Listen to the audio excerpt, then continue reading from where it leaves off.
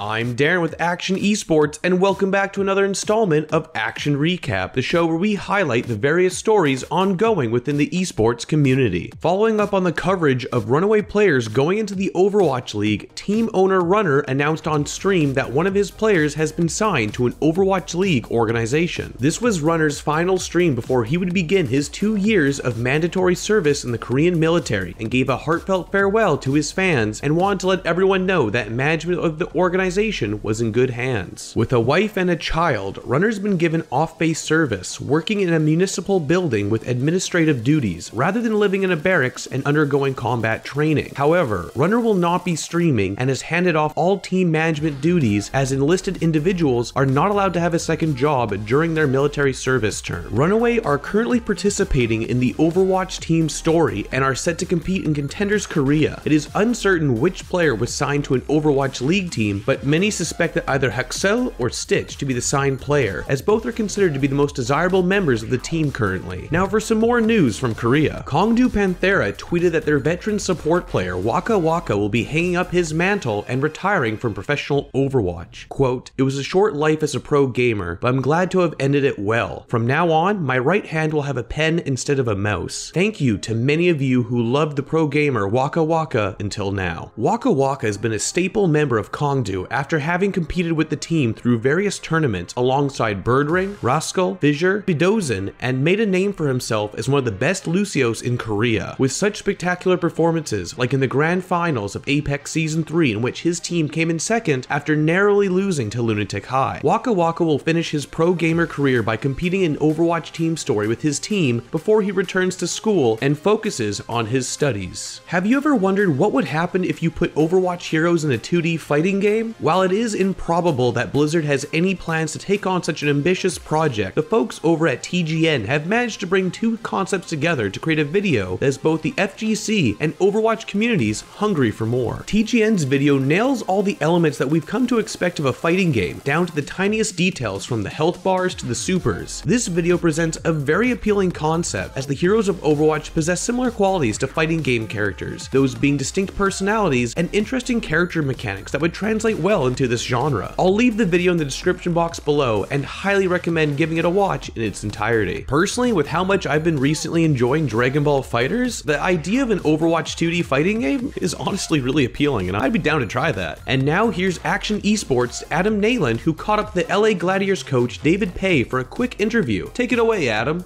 David, first of all, you guys have had a really interesting season thus far, and a lot of very interesting personalities on the team. I'm just curious, what's it like trying to herd all these different guys with such big personalities and make them all function as a unit? Yeah, I don't think any of my players are really like egotistical or anything, like really ego driven. So as far as like corralling their egos, it wasn't a big deal. I think even culturally speaking, it's interesting just because we have Finnish people, we have Korean people, we have Canadian, you know, like we have people from all over the world. I thought that would be more of a challenge, but they all like really get along outside the game really well, I think, which is really cool for me, just because I thought initially that was going to be a huge problem, but or a potential problem. But yeah, it's been pretty easy as far as like getting along, I think. Sure. Do you guys have any kind of added pressure on you having to perform in LA, the city that you represent, when everybody else gets to kind of take a break so far from their home city? I think it's added pressure, but it's also like, I guess you gain a lot too, because hearing the fans chant "Shield Up" is like really, really great. I think it really motivates our team and it hypes them up. It makes them feel really good. So it's added pressure when we lose, but really great when we win. So it's kind of a trade-off in that way. Definitely. Last question. What does Shields Up mean to you? What does Shields Up mean to me? I know this is a good marketing answer. I don't know. I guess it's kind of just like defending your team, you know, like being there for your team. Kind of Reinhardt is that person. We saw the animated short where you're supposed to be there for your team, be there for your squad. And I think that's kind of what epitomizes the Gladiator saying "Shields Up." Awesome. Any last words for the Gladiator fans out there? Just thanks for your continued support. I know that we haven't had like the greatest results yet, but I'm really hopeful throughout the season to get a lot better. We're a young team, so yeah, just keep an eye on us. And thanks for all the current support. Great. David, thank you for your time. Yeah, thank you, Adam.